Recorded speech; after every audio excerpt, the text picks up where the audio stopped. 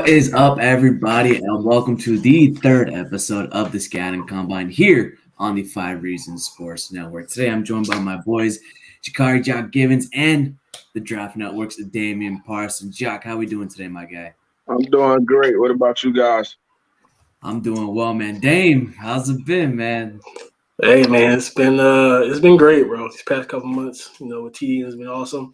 It's been a ton of work, you know what I'm saying? But hey, when you love what you do, it's not really work. You know what I mean?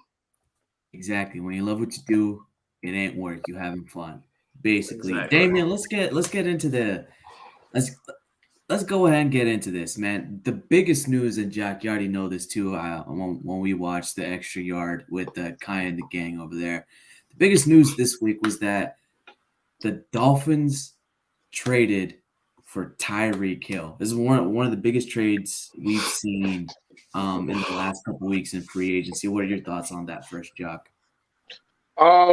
It's just what I've been submitting for the last couple of years about the draft picks. You when you can get impact players, you do it, right? You don't sit there and hope, I'm gonna draft somebody at 29 that's as good as Tyreek Hill or Stephon Diggs or Trent Williams or something like that. You're not gonna find no players better than those guys. You acquire a top 10 guy, a top 10 player in the league. He's probably been receiver one, best receiver in the league for the last 2 to 3 years. He's been right up there with Devontae Adams, very explosive, and he fits what Tua needs. He needs run after catch guys who are explosive. They added Jalen Waddle. You've seen better progression in year 2 with Tua with more explosive players. And now you add Tyreek Hill, you'll see more of the same. The only thing this does is this shifts the pressure to Tua to perform.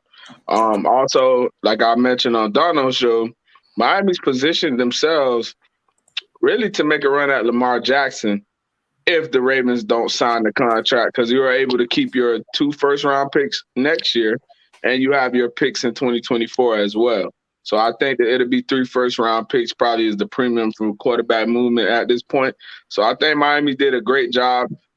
Anytime you can acquire Tyreek Hill, and we haven't seen anything like him in the NFL, you do it. So I'm very happy that they went for it. Now, Dame, considering that our basically first pick in the NFL draft is going to be a 3rd rounder. Now, in your opinion, how does the trade for Tyreek Hill change this offense and specifically the running game? And how does this impact Tua? Impacting Tua is going to be big, right? Because you look at what Tyreek Hill brings, that run, like, Jock talked about, that run after the catch, that explosiveness. They move him around a lot. You're going to see him in a lot of pre-snap motions. He's a coverage dictator. He's a leverage dictator as well. When defenses see him come across the line, come across the formation, you're going to have to bump someone over to account for that, right? So what does that do for the run game? That creates more advantageous blocking angles for the offensive line, especially when they're going to run that wide zone. You're going to see stuff where it's going to be a run play towards the left, but pre-snap, that's what Tyreek Hill is going to be aligned. He's going to come back to the right. Guy's going to shift right, and then you got the run coming backside. So it's a numbers count as well, because it creates advantageous numbers in the box too. So you have to factor that in, especially when you pair.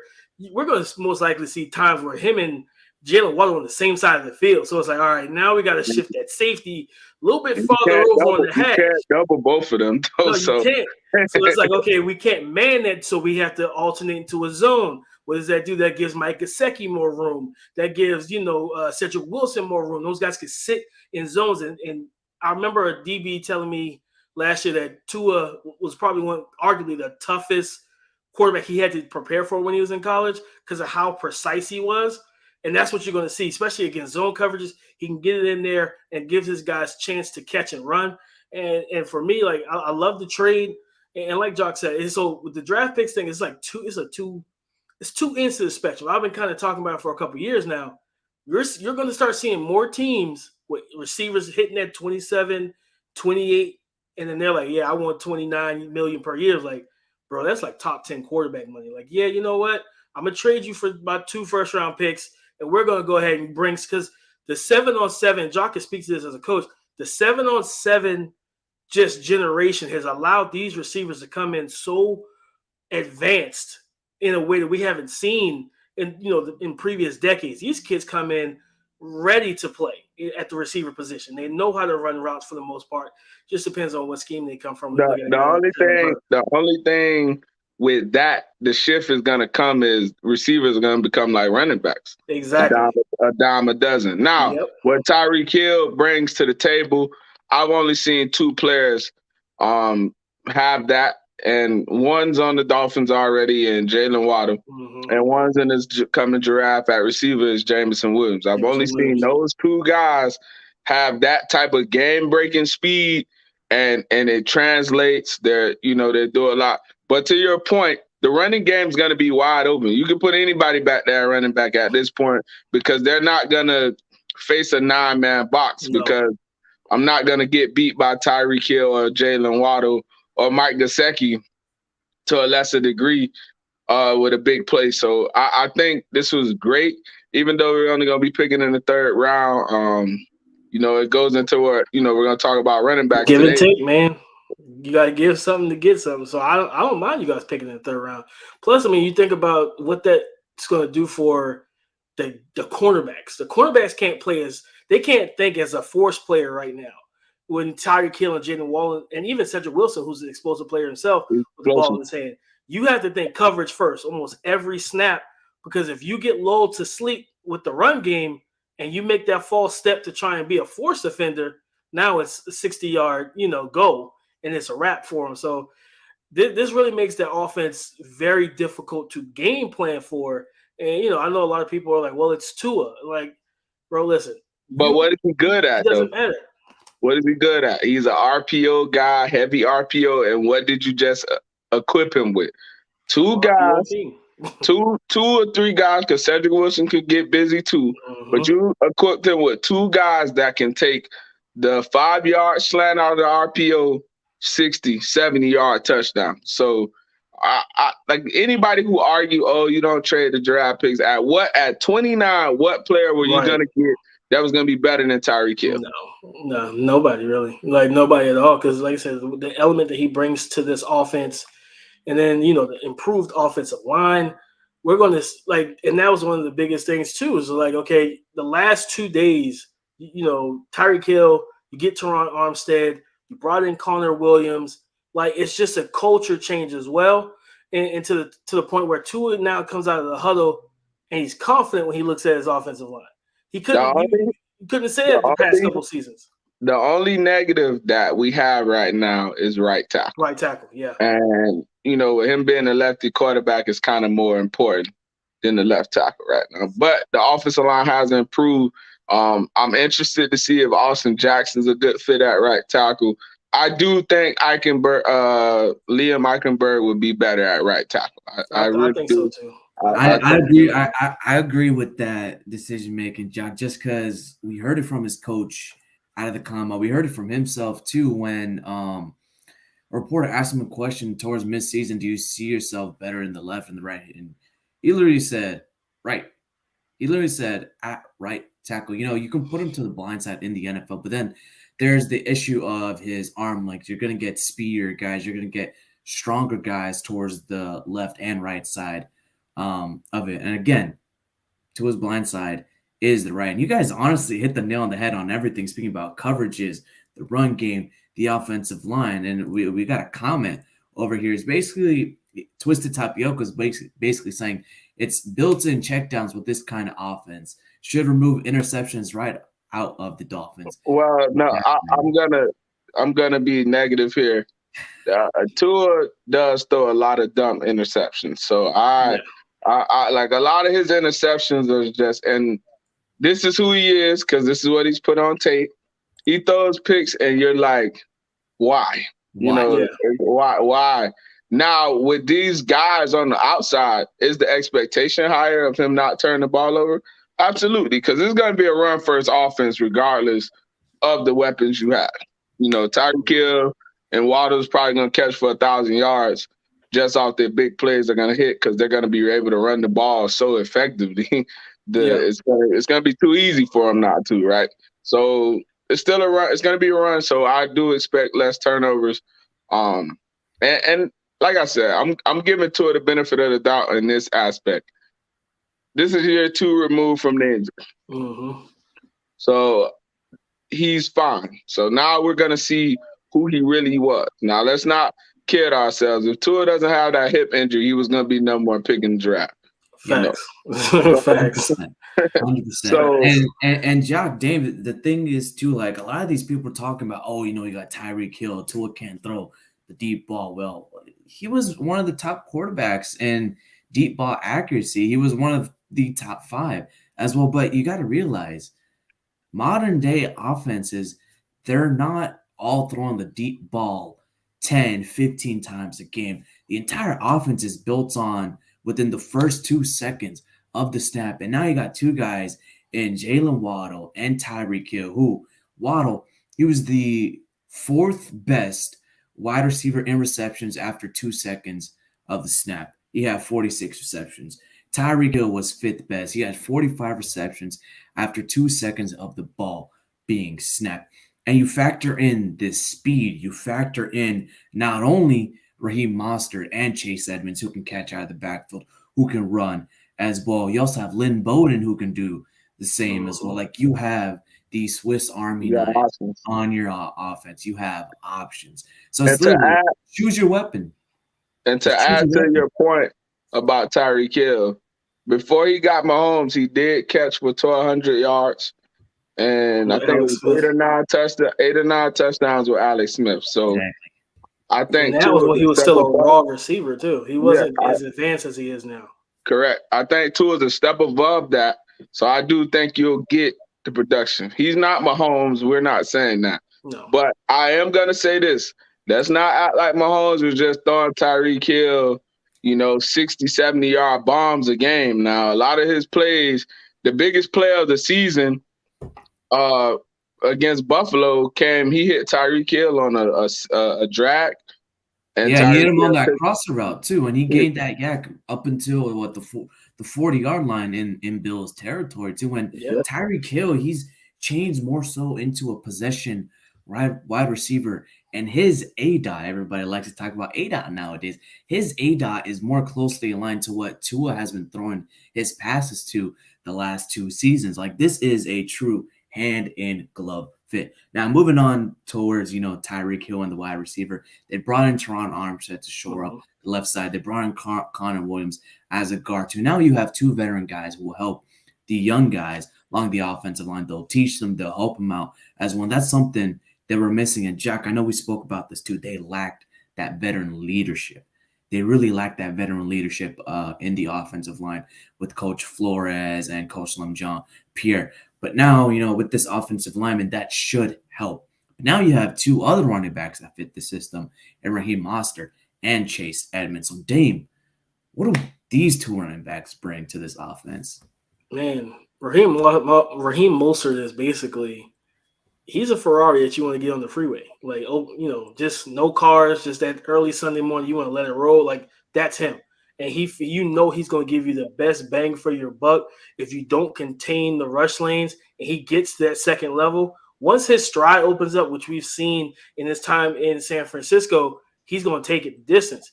Chase is that more versatile dual threat type of running back where you give him the inside zones, you give him the outside zone runs, but then when you really want to create that mismatch, you motion him out of the backfield, get him in the slot, get him on quick whip routes and slants and over routes and drags, shallow routes, because linebackers have an issue sticking with him once he's going, east and west. So he can run those routes in the receiving game. He's reliable with his hands as well. Kyler Murray loved throwing the ball to him. He just ended up getting kind of banged, kind of nicked up in the middle of the season last year. That's when James Conner kind of took over for the Cardinals offense until he got hurt. But yeah, like those 2 guys definitely fit. And I'm excited to see what they can do in this offense. Because at the end of the day, the one thing that, to run an RPO offense as you guys have been doing for the past couple of years, you didn't really have a run threat. Like, so it's just like there was no R to the PO. Like, it just didn't make sense. It's like, man, we're running RPO, but defenses really don't have to account for, no disrespect to Myles Gaskin, but the offensive line wasn't getting any push in the run game, and it just wasn't anything for defense to account for. Now they have no other choice. Like, it's literally pick your poison. Do I want Mike McDaniels to run the ball 45 times and we play dual split safety and give them a 7-man front and they beat us up all game? Or do we bring one of them safeties down a little bit and then we have the fear of Tyreek Hill or Jalen Waddle or Cedric Wilson getting loose and getting deep? And to the point where you talked about, Tua in the passing game, like I said, Mahomes wasn't throwing 70-yard bombs all game to Tyreek Hill. When people think about vertical plays, they're typically thinking about just north. But they're talking about 9 routes, go routes, streaks, whatever. There's horizontal vertical plays too. The deep over, the deep crosser, the post, all those. You can get guys going cross field at a 15-yard angle. And you're not running with Tyreek Hill. You're not running with Jalen Waddle for that. And Tua and the thing is too, make those throws. Thing is too, Dame and Jack, you rarely ever see Waddle and Hill and Wilson get touched off the line too. Like, you know how hard it is for these DBs just to get their hands in within the snap. Like, Jack, you ever seen something like this before? Not really. I played against Tyreek Hill in college, so but at the time, you played in Kansas. That's right. Yeah, at the time, Tyreek was a running back though. Mm-hmm. So really, it's the same thing. He's just a running back playing receiver. So he's so shifty, he's movement, and he harnessed all that speed and quickness to become a great route runner now, right? Now he's on his heels because everybody's playing him off anyway because we don't want to beat him deep. So now he's setting people up with the comeback routes. Jalen Waddle tempos his routes as well, so well. When you see him on tape, he's in and out. He knows how to tempo the routes, get out the top of the routes. So it's a beautiful thing to see with those guys. And the routes that they're going to run is short to intermediate routes anyway. And that's the biggest thing in the NFL now. With 2 high looks, we're not giving up big plays. Right. So your big plays have to come within what? The short to intermediate passing game where we're hitting the 15-yard dig and Waddle's taking it 60 yards down the field, just like he did against the Carolina Panthers when he caught that route and he took it all the way. Or you look at Tyreek Hill, we talked about the Buffalo game, but how many times have we seen Tyreek Hill get a screen pass and he just boom, boom, boom, and the next thing we know, he's throwing out the peace sign, right? So, and to go to the running back, this is the running back dream right now. Like this is, if you had to pick a scenario to play running back in, this is the best one, right? Why? Absolutely. You're gonna be able to run the ball freely. The lanes are open. Most of just has to stay healthy. He stays healthy, you get a bang for your buck. Edmonds has to stay healthy, you get a bang for your buck. I do still want the Dolphins to draft the back as well. But if they can stay healthy, if this Miami team can stay healthy overall, then I think they can win the AFC East. That's a bold prediction. That's a spicy prediction, too. Now, let's go ahead and talk about this running back draft class. I was hoping, we'd be able to keep at least the first and second rounder to get one of these top running backs. Let's go ahead. Let's talk into the breadth and depth of this class. Dave, number one consensus for everybody is Breece Hall out of Iowa State, right? He's well-built, thick frame, powerful lower body. He's a patient runner who's a quality one-cut back. Very good vision, picks his hole with good instinct. But when we're talking about the holes, you gotta talk about that Cyclones offensive line last year. They didn't really open up many holes for him, so he didn't have that production people were looking at in 2020. He's very explosive, very good inside interior runner. He presses off that line of scrimmage as well, and he's good at catching out of the backfield within the flat. But then there's a concern about his mileage on the clock, right? He's been the featured back the last 3 years. Do you think there's a concern with NFL teams that he could have a Todd Gurley-like burnout? No, mainly because he's been healthy this whole time. Todd Gurley, even at Georgia, was having a knee issue. Yeah, he tore his ACL his freshman year, I think, at Georgia. Yeah, like it was early in his career, so they kind of knew that knee was already an issue while he was in college. Breece has done a good job keeping his body well trained and it's held up, right? The Breece is technically, to me, he's an ideal fit for your offense because he is a zone-based runner. between the tackles and running in a gap power scheme, I'm not a big fan of it here for him. He just doesn't process those angles and those lanes well. He doesn't run as hard either. No, he's very upright, high cut runner. He's got a strong frame. I'm not a big fan of his contact balance. His lower body could be a little more filled out rather. With him, man, it's just this year, like I said, the Cyclones offensive line didn't do him a ton of favors. So he was a lot of boomer bust because of that. But he is a volume back. Somebody you want to keep giving the rock to. He gets better as the game goes on. He identifies leverage on the outside, on the edges, much better than he does inside. So for me, and then his burst, anytime I look for a guy to run between the tackles, I need you to have that a legit burst, a good burst. That 10-yard split, whatever you want to look at for the 40, I need you to play with a good burst because once you get past that line of scrimmage, get past the D-line, I need you to be able to get past those linebackers. That's when a run that can be 10 yards can be 30 because you've already gotten past the first two lines of defense. With him, his burst, he's patient.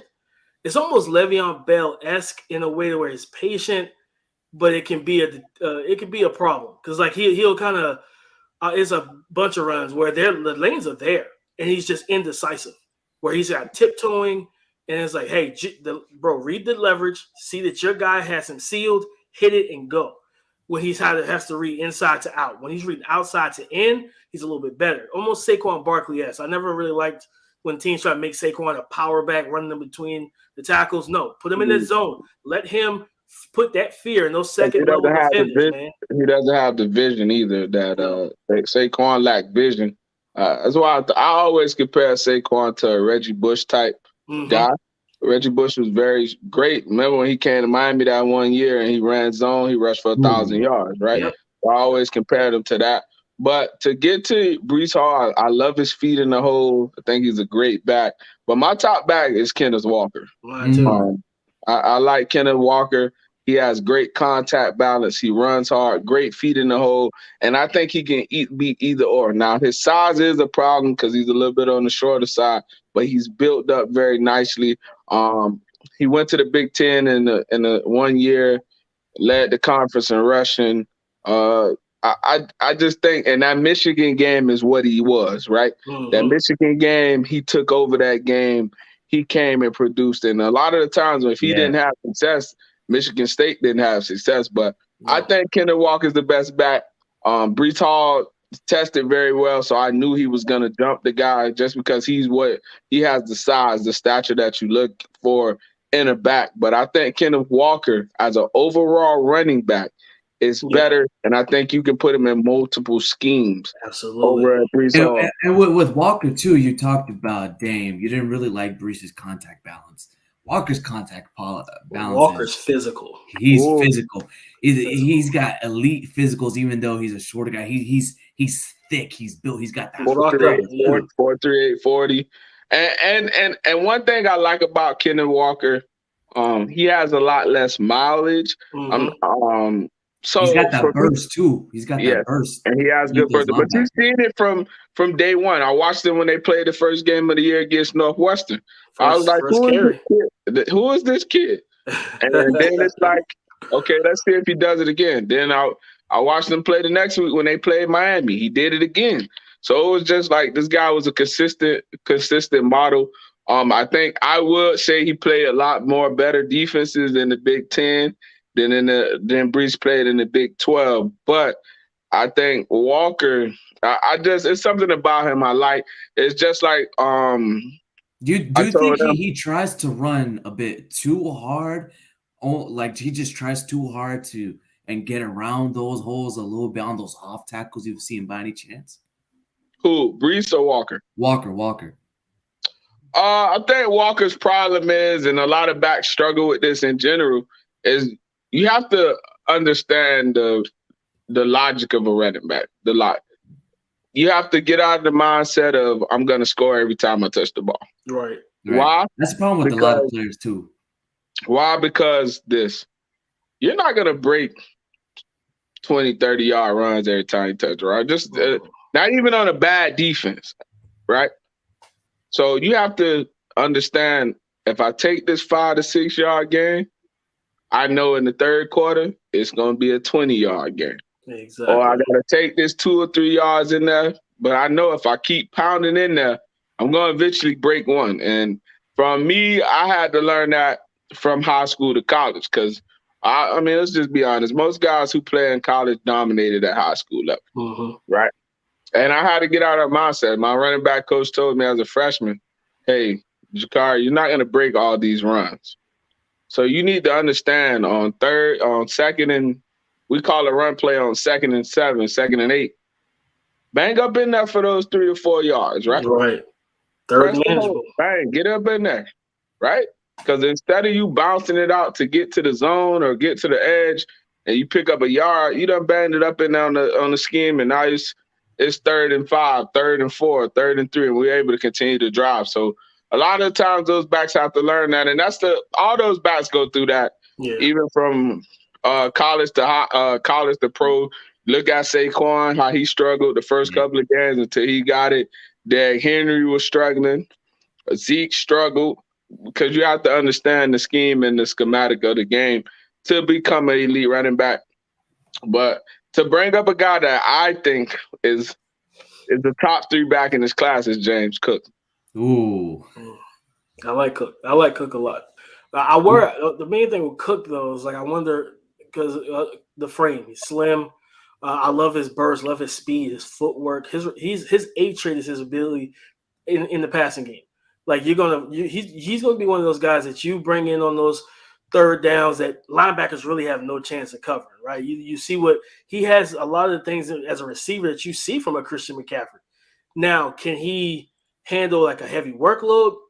Georgia ran pretty much a timeshare. It was him, Zeus, and a couple other young backs. They just kind of kept their guys rotating, keep them all fresh legs. So see how he handles it in the NFL. But I think he's going to be a true weapon in an offense. Just bring him in and just let him roll, man. To be honest, like Miami had to draft the back. He's not going to be there in the 3rd round. But if you had to draft the back for the Dolphins, he would be the number 1 guy for me. Why? Because he's what your quarterback needs. He's a Swiss. He's versatile. He's versatile. He can run sweeps to the edge, inside as a power back. He can be an outlet receiver. He can line up out wide as a wide receiver as well. Just his receiving skills allow him to dominate. And I think down back in the NFL. And I think that he has to go to a situation similar to what Alvin Kamara went to, where they know how to use him and they're not running him into the ground. Yeah. They're using other backs. They're getting him touches. He's a touches guy. He's not and that's what happened to Christian McCaffrey. Mm-hmm. They tried to run him like a true back, but he's a touches back. Like he's a guy where you throw it to him 10 times, get it to him 15 times, give him reverses, do stuff like that, line him up at receiver, and then they ran him into the ground and he hasn't really recovered since. No, right. They definitely ran into the ground. And that's a good point. The Alvin Kamara, AK came in and it wasn't just, hey, we're going to run you, 20 times up the middle. It's like, we got Mark Ingram for that. Like, we'll power him up. They used to come out at times and split back, kind of almost 22 personnel with both of them in the backfield.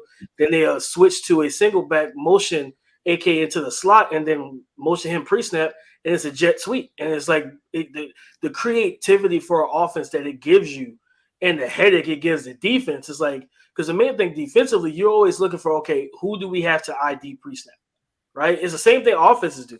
Offenses find that guy, Ray Lewis, that Luke Kuechly, Ed Reed, they know who I have to ID. The defenses do the same thing. It's like, all right, so when the offense breaks the huddle, it's like, all right, so I got to know where Tyreek Hill is. I need to know where Jalen Waddle is. And if you have a James Cook on the field with him, it's like, all right, that's 3 guys that we know for a fact can gash us and within the blink of an eye. We need to ID them, know where they are, and now getting our defense, getting our set, make sure that our splits are correct, make sure everybody's lined up the way they should be, because just a simple mistake can really make it a big play. You miss a tackle, you're done for. Exactly. Yeah, and that's the thing with James Cook too. He's got home run hitting ability that just that instant start-stop thing. And I remember sending you a tweet, Dan, when he was doing one of the drills, just going up against those 2 blockers and into using his feet to see his footwork as well. I was like, man, great feet. Great feet. It's a family Great trait. lateral Dalvin got the agility. same thing. He's so agile. He's so It's a agile. family trait. Man. And another guy that I think we haven't spoke about a lot either, who I don't understand why he's not getting more, is the guy from Notre Dame, the Williams kid. He's my number 3 back. He's my number 3 back. I think he's a very good running back. I really do. I think he's great. He has great feet, but I think he has the best vision out of all the backs to me. He's also a good pass blocker too. Yeah. Listen, he's got quick feet. Him and Brian Robinson Jr. are the best pass blocking. Like B. Rob is gonna play in the league for 10, 15 years off the ability of what he's gonna do on third down. Yeah. Pass pro. Kyler's a lot of fun to study, man. I love the kid. You know, everybody, and leading into, I think, the running backs day at the combine, I tweeted out, like, listen, 40s and vertical, all that stuff is good to see. It's fun. It's aesthetics. What I want to see is the field work. I want to see what you do with the bags, what your feet are like, how quick, how decisive you are, which is kind of what I alluded to with Rashad. There's some stiffness in his hips. We're kind of putting a move on the defender in the alley. Where that's why I like him. Well, so that's why he went from RB3 or 2 to 1, because he tested like a freak. Yeah, right? And you know, everybody, they love that this time of year, right? You know, Trayvon Walker was a consensus top 15 pick. He goes and kills it at the combine. People are like, man, the Jack should really look at him at number 1. And I'm like, what are we doing, guys? Like, we got to relax with the combine testing. Like, I get it. But I remember the quote that I was told, you know, regarding, you know, from a Super Bowl winning head coach, I learned nothing from a guy running in a straight line. You know what I mean? Like, you got to be able to, like I said, the drills on the field. And then what does it match the tape? If it doesn't, let's get some context as to why. You know what I mean? So, like, that's one of the biggest things for me is, like, I don't care. And I continue to tell people that. Don't care what a guy runs in the 40 as a running back. I really don't. Because you're playing in a condensed box and you're rarely getting a free runway to kick it into high gear and hit that 4.38. You got to know how to navigate that small condensed box so that you can get there. But if you don't have the vision, the footwork, or if you have one or the other, they need to be paired together. I think what really showed out well was, especially the Senior Bowl, this is what I really like about the Senior Bowl. You're actually in an in-game type of situation. And the running back that really showed out for me was Arizona State's Rashad White. Now, he's got the measurables to become a true running back 1. You know, what sticks out about him that you think he can be a running back 1 for potentially the Miami Dolphins if they do try to draft him? He's smooth. He's real smooth. Like, he has that kind of, it's like he slow plays it a little bit on those, because he's a zone runner too. He's a zone, you know, one cut runner. But he's real smooth. He has good vision to be able to ID cutback lanes. He presses to the last second, plants and gets upfield. He has that good burst as well when he plants and cuts. I think he's still learning the position as he's going right now. Came from JUCO. But the main thing with him is he's really high. He's got that Eric Dickerson, just broad chest, head up high type of running style. But he's a good receiver out of the backfield, as we saw. If you watch his tape and you see him at the Senior Bowl, linebackers couldn't cover him on those angle routes and those shake routes out of the backfield. Just for him, adding a little bit of weight to the lower body. His contact balance needs to improve. Guys go at his legs and his feet a lot, and they're able to take him down. They just little shoestring tackles. It's just like if he can stay upright, because a lot of times guys, if he makes a miss off of that, he can gain a lot more yards off of it. Right. But he's usually brought down at his legs. So if he adds a little bit to his lower body, continues to add more to fill out his frame. I believe he's like 6'2". He's 6'2", 210, and his arms, bro. He's got 31-inch arms. Bro, listen, he's like, being in Mobile and seeing him in person. I was like, yeah, he looks the part, and he played well. You know what I mean? He practiced well. He had some concentration drops, but in the game, same thing. Smooth, patient, one cut. Like, I loved everything about him. Just got to add the contact balance and a little bit more. Now, one thing I saw on tape from him is, and this is for a couple other running backs in this class too. They don't read the blocks well behind pulling guards. Is this just a philosophical thing with the zone scheme, or is this more so a college thing? Well, college, you don't run. There's not a lot of power in college, so you have to, when you do run it, it's really off of RPO power or some type of fake or something like that, or a counter guard pull, something like that. So it's misdirection. Mm-hmm. But true power scheme with guard pull and power ISO with guard pull is for these backs is foreign, because how many teams and on your hands right now you can count on that's running that, right? You might see Georgia ran it, some Wisconsin probably. Wisconsin ran Maybe it. You don't see Iowa. it. Iowa, you don't see it. You don't see it in the NFL that much. No. NFL is more zone or more misdirections, play with your eyes, stuff, there's a lot about of motion. 15 teams, and Dan, we spoke about this. There's about 15 teams that run a zone scheme type of play, and that's the thing too. Like, do you like, especially when you're watching these guys on tape, you see some of these things, you're like, all right, should we adjust our offense more so to zone to keep up with these players and their skill sets to what they're good at? For the guys drafted in the first 2-3 rounds, they may do that. The guys who are drafted after that, they have to adjust to whatever. Get in with your they have fitting. to be a scheme fit type guy. So, I think the best power back in this class is going to be Brian Robinson. I think he's the only back that I've seen truly is going to be a great power runner. And the reason why he's good at it is because he's not a undesigned runner, right? All his runs are design based. So if we call 26 power roll lead, he's going to run 26 power roll lead. Yeah. He's not looking to cut it back. He's not looking to bounce. I'm running 26 power roll. Because even when he against Cincinnati, he rushed for 100 yards, right? But he left so many yards on the field because he wasn't trying to cut back, or he's not, looking at the cutback lane on the power. He was doing what he was asked to do. Yeah, he's a disciplined on-path runner. Yeah. That's what I kind of wrote down for him. He's a disciplined on-path. Like you said, you call it, he's going to run it just like that. Where other guys, they're more, improvisers. They see a cutback lane, they're going to take it. Like, my guy's leading up that hole, but that linebacker's already vacated that area. I can get there. I can take it 60. Yep, he followed guard pull already. I can cut back right off the lane and hit it. Mm-hmm. But it's just some of the guys are like that. You can't build. You can't. It's okay. Sonny Michel's a running back like that too. Sonny Michel, very designed guy. You call 25 power leads on power lead, he's gonna run 25 power lead. He's not looking to do anything else. No. So, Dame, I'll put this out to you, and then Jock will come back to you. Dame, who's a running back that we're not hearing a lot about, but NFL teams are loving in this draft process? I would say Zamir White from Georgia. Zeus. Zeus. Like a lot of people, because of the 2 torn ACLs. I mean, you go back to his, him coming into college, he was the number 1 rated running back for a reason, and he's got the power, the physicality, the build, the body type. He's a one-cut runner. He solid hands in the pass game. Would you say, quote unquote, he's a true power back? Yeah, absolutely. Yep. He's going to finish you. Like, he's one of those guys in the hole. He will finish you. He will fall forward. He's a forward leaner. He's going to get those extra yards and churn them out. And he's still, even with the 2 ACLs. System? Is he suited towards that zone system? He's power. Yeah, he's power.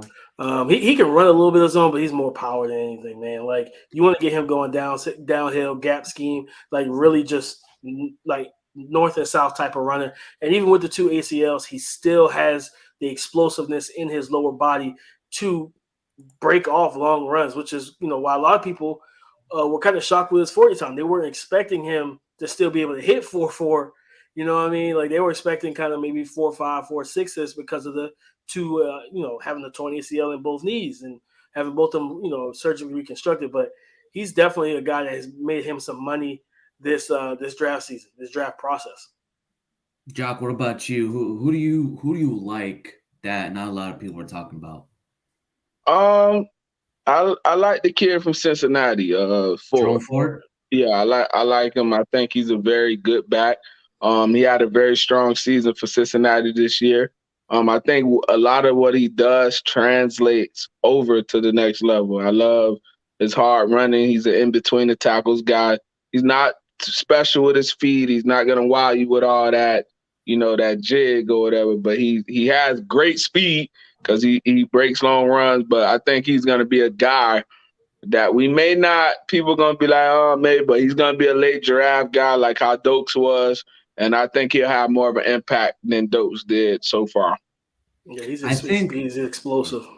I think like one player I really like is South Dakota State's is Pierre Strong. Now he's 5'11", he's around what 203, 204, something like that. But he's powerful, man. He's got the ideal position. He plows through linebackers from what I saw. Now, the only downside is that he played in the FCS and hasn't really faced. That's not no downside now. It isn't, but Best you bet on receiver these in the league. traits. Well, You one bet of them on traits. top 6, top 7 guy, Cup came from FCS. I know, but you got away from me, man. I'm about to talk about his traits though. Like he runs, like when I watch him run, there's not any wastage of his movements and his motions. He hits the hole directly. Like the hole opens up, boom, he's there. He waits for the lanes to open up too, and boom, he's gone. He doesn't have elite acceleration or elite speed, but I very rarely see him get caught from behind. And look, he's a consistent performer. He's produced 3,000-yard rushing seasons as well. He's got that quick twitch out of his hip and that burst, especially running to the outside and towards the off and towards on those off tackle runs as well. He's quick. He's agile, and it's something you want in a zone scheme. Dame, I see you nodding your head. Go ahead.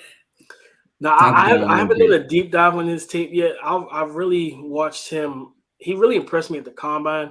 And like I said, it was the field drills that really caught my eye. Just the Deuce Staley drill, the bag drills, his footwork was really quick. It was efficient. It was precise.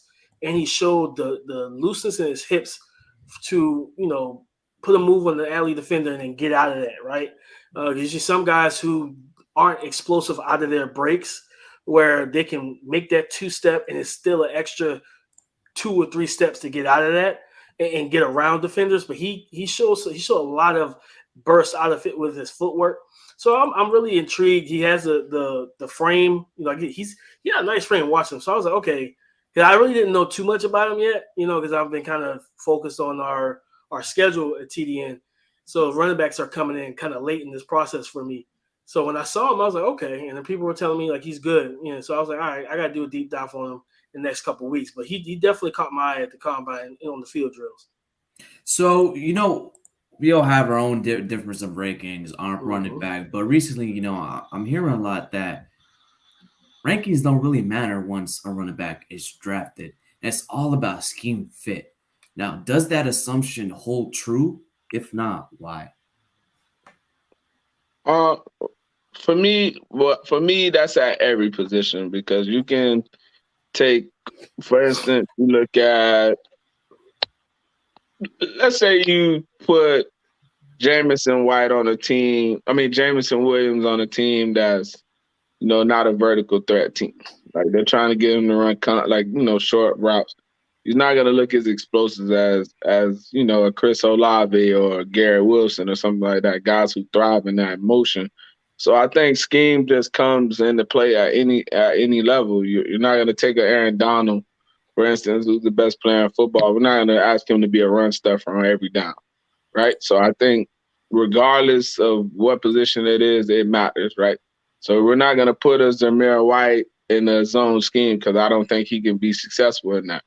You're not going to put, a CJ Furdell and, a power scheme because I think he's more better in zone. So I think you just have to, scheme matters at every position. And we're going to look at the Dolphins with Mike McDaniel. Anybody can play running back in their system, the Shanahan system. They've taken guys who are nobody's 1,000-yard rushers from the time of existence. Clint Portis, then they had the other kid, the 22 guy, I forgot his name. CJ Anderson, right?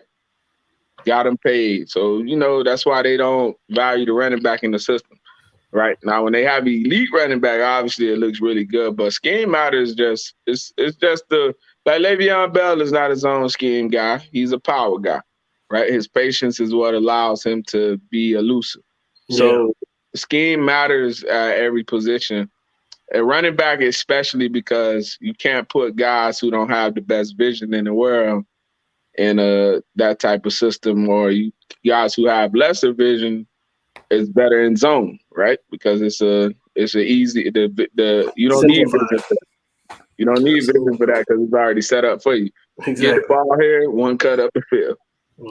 Yeah, and I completely agree. I've been saying it, for a long time now. It's like in this process for the draft, you have to understand that schemes will always matter. Yeah, you have now. Don't get me wrong. You will have those elite generational dudes who are scheme transcendent, right? Whereas like their traits, it really doesn't matter. They can fit any type of scheme, but again, they're elite for a reason. And there's not a ton of those guys that can go from playing in the zone to a gap and be perfectly fine, or go from playing as a predominant deep threat on the outside to going to New England and running in the choice routes in the slot. There's not a ton of guys like that. So yeah, schemes will matter, and that's the biggest thing, especially with this running back class, man. You guys really third round. I wouldn't be surprised if they didn't draft a running back third round, because like Jock said, they look for specific traits, guys that will process the edge quickly, know how to cut up and get upfield and get north and south, right? So they're going to look for guys with the traits that they value.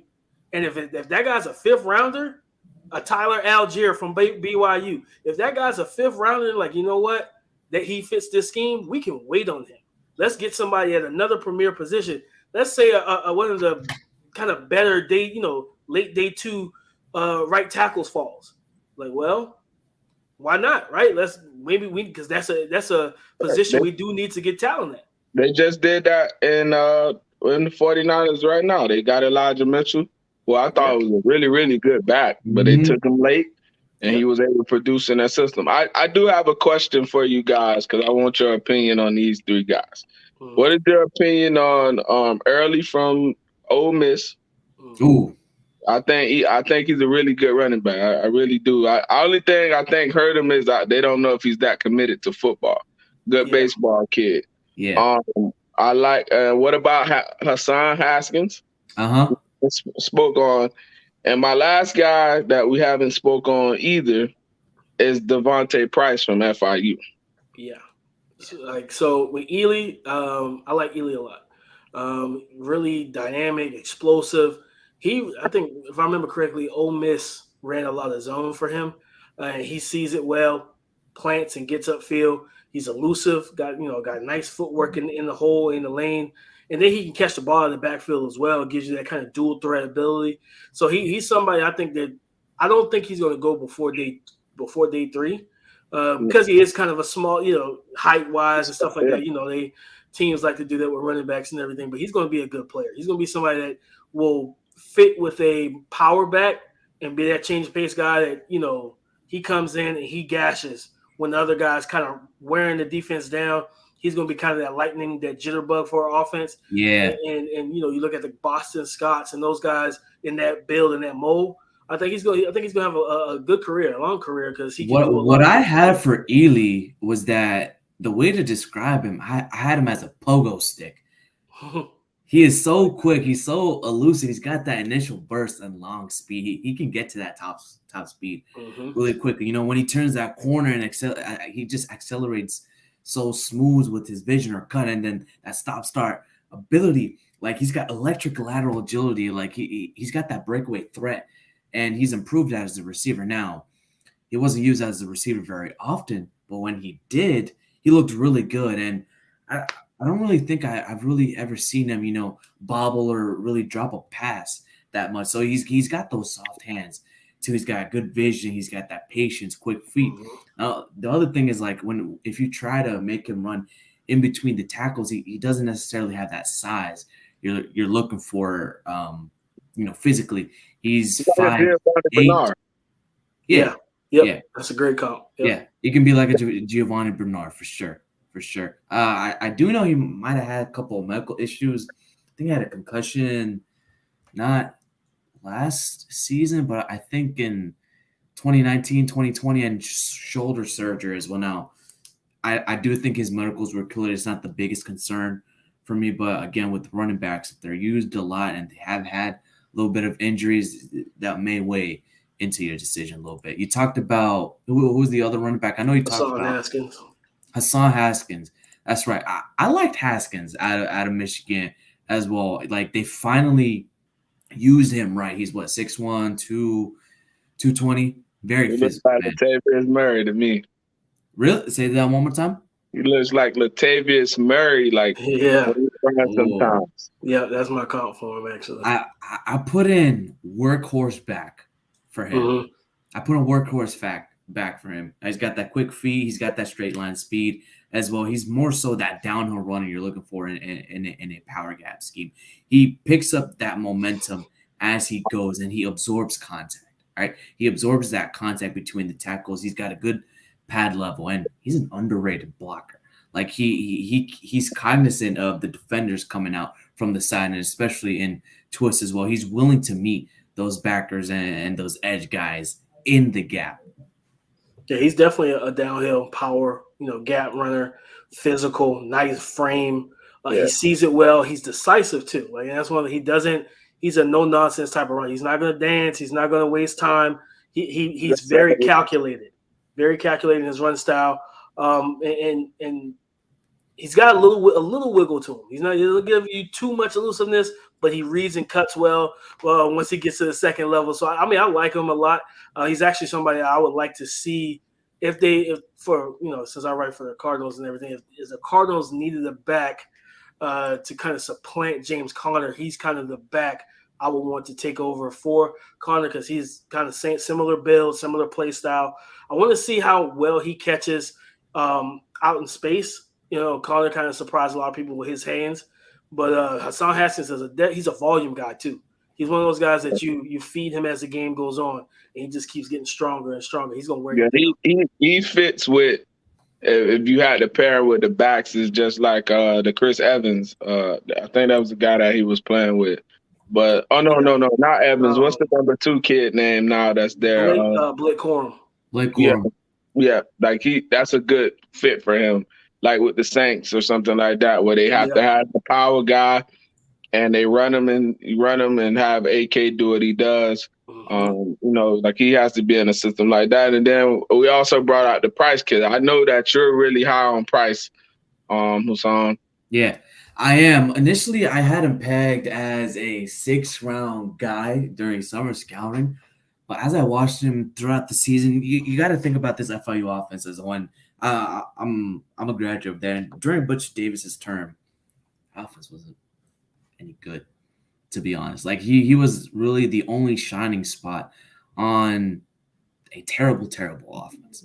All right, now it wasn't a good offense by whole. Now he's tall, he's 6'2", he's more so upright, but he doesn't have that power you're looking for in a big guy. He doesn't have that quick twitch either that he can hit that other gear. But like from what I can tell you, from what I've heard from coaches, is that he can track the ball well over his shoulder. He's difficult to bring down one-on-one in space. He's got that burst. He can go through that hole as well. Patient runner, good vision. He can burst. He can be, he can burst through that cutback as well. Now he does square his shoulders to lean in to the pads, and he can knock back those defenders onto his back, but it's very, very rare. Now I have seen him churn out extra yards and using his legs. He does that little leg drive. Like I don't really know how to explain it, but Jack, you probably know when he's going against 2 or 3 blockers as one, when the offensive line is helping to push him, he really he plants his feet and moves the pile a little bit. Like I don't know if y'all are catching my drift, but that's what I see from him. He keeps running. He runs through contact. He's powering his feet. Yeah, exactly. He allows those blocks to open as well. But there's one thing that might have ticked me off, and this is from what I heard from in the league. They don't think his heart is within football. Now, I can't explain how they came to that decision. I'm not in those meetings. They can't explain what I saw on tape. Like, I hate when scouts or personnel tell that about kids, because for one, like I played football for many years and played college. You know, I got a shot professional. But what? Why would you question that? Why in the hell am I out here running, you know, 20, 25 gases on my own or 21 10s on my own or going out to do extra work, paying trainers, doing all this stuff and my heart is not in it. Right. Like, if you're saying I'm in it for the money, what player isn't in it for the money? Like, why am I not going to try to be the best player possible to make more money? Like, that doesn't even make sense. That's like right now in our profession, we're trying to be the best writers or podcasters. Why?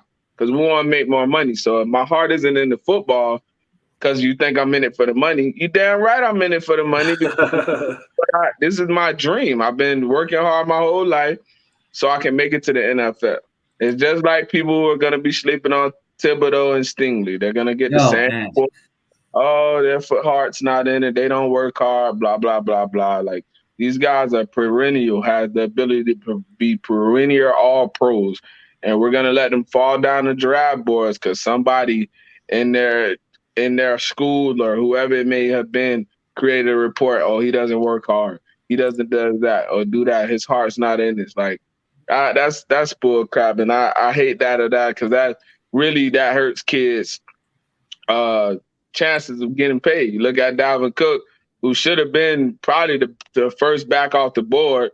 He drops into the second round. Yeah, he got his money still, but still, like, what are we doing here? Like, we're not gonna. I don't ever want to question a kid. The other thing is too, Jack. I get the sense that they say these kinds of things just so they can get a player on a better value, in my opinion, because that's what scouts are thinking. They'll tell the GM that the GM's like, yeah, I like this kid. Maybe the league thinks he's too high. Maybe if we give the word out and tell other teams, what we thought of him in the interview process, fib a little bit just so we get better value on it. Because at the end of the day, the draft, it's all about value. It's all about where you pick them. And absolutely, you're right. It's frustrating because they did the same thing to Kadarius Toney last year because he had a rap album on SoundCloud. Like, it's the culture of the NFL in its entirety. The NBA does not care what their players do on their free time, as long as you're not doing nothing illegal. Like, if you want to, Damian Lillard's a rapper, man. Like, they don't care. They're like, listen, you come and play 82 games and play in the playoffs, whatever. We're gonna pay you guaranteed money. Just do your job and don't get in trouble, right? The NFL is like, oh, you like art, you like to draw. Oh, you may not love football enough. Like, it's the stupidest concept because it's like you want someone to what the NFL wants, and it's just been the history of their good old boy system. What they want is for these players to solely rely on the NFL to feed them and their families. Well, this generation is a lot smarter than the past. So you will not have guys that will be, not saying they're not 100% committed to football. No, they are. But football is just part of their legacy. These kids are thinking long-term. Like, what am I going to do if I blow my knee out tomorrow? You're going to cut me. And I never mattered to you. You got nothing. I got nothing. I got nothing. Or if I have a bad season and you feel like I'm not valued, you're going to trade me to a worse situation. And now I'm going to be out of the NFL in less than 2 years. Meanwhile, you brought in a coach that didn't want nothing to do with me, that didn't want to build around me or put me in the right positions. And that happens so much, man. Like, we talked about it in we were in Mobile, me and the rest of the guys at TDN. I was like, I posed the question. I was like, you realize that teams will come out and tell the fans, like, yeah, we're building this offense around this young quarterback, right? But remember that clip of Tom Brady and Bill Belichick's office? They're talking about Ed Reed. Like, that's the type of communication I want from my head coach and my quarterback to talk about the one player that we really need to focus on this week. So don't tell me you're building an offense for a player if you're not consulting that player on said offense. Like, hey, Tua, what do you want to do? What on 3rd and 7? It's a 2-minute drill, 3rd and 7 from our 40. What play, what concept works for you? What do you think would get us to where we need to be? I really don't believe that's happening. And from what else, it doesn't happen a lot. Coaches are building the scheme they want to build. Yeah, you just had it happen in Arizona not too long ago with Josh Rosen and Kyler Murray. Now, granted, Kyler Murray is a way better quarterback than Rosen. Yes, he is. But that kid never got a chance to even be good. because what did they do? Year one, when they did protect the kid because he had to be protected, he looked good. Then when they didn't protect him, and then they just got away from him and they hadn't given up on him, they just threw him to the wolves. Basically. And it's just that's the thing, man. You know, like it's so many things, so many different variables, and so much content that goes missing, especially, and it's mostly with fans. You know, fans that they talk reckless a lot, and it's just like you don't understand the full everything. That I saw a tweet yesterday of somebody blaming, I think it was Tyreek Hill and Devontae Adams for not caring about the teams that drafted them. I was like, bro, this is the most archaic, stupid tweet I've ever seen in my life. Because if something happened to those guys and the team says, you know what? No, we're good. We're done. Pay you. And that's why. We talk about this all the time too, Dame. Like you see some of these takes on social media, like God, like what are these people thinking? Like at the end of the day, you don't know everything. At the end of the day, you don't know everything. And I'm always pro get your money. I don't care. I don't care about none of that. Go get your money. Like I told people in Kansas City, Mahomes got his already. It's time for Tyreek to get his due diligence. Mahomes got his money. Before we end this off, I do want to shout out our sponsor, Prize Picks. Register on prizepicks.com and use the code 5 to get a 100% match on your deposit. Again, the code is 5. Dame, Jack, before we end, if the Miami Dolphins do draft a running back within any of their 4 picks, who do you think it'll be? Jack, go ahead. Judging by what we already have in the backfield, I would assume they would get a guy similar to Elijah Mitchell's skill set. So I'll see a Haskins or a Price. Or a name that we didn't mention is the Pierce kid from Florida. Yeah. And the guy from LSU, he's slipping my name right now. Davis Price. Yeah. Yep.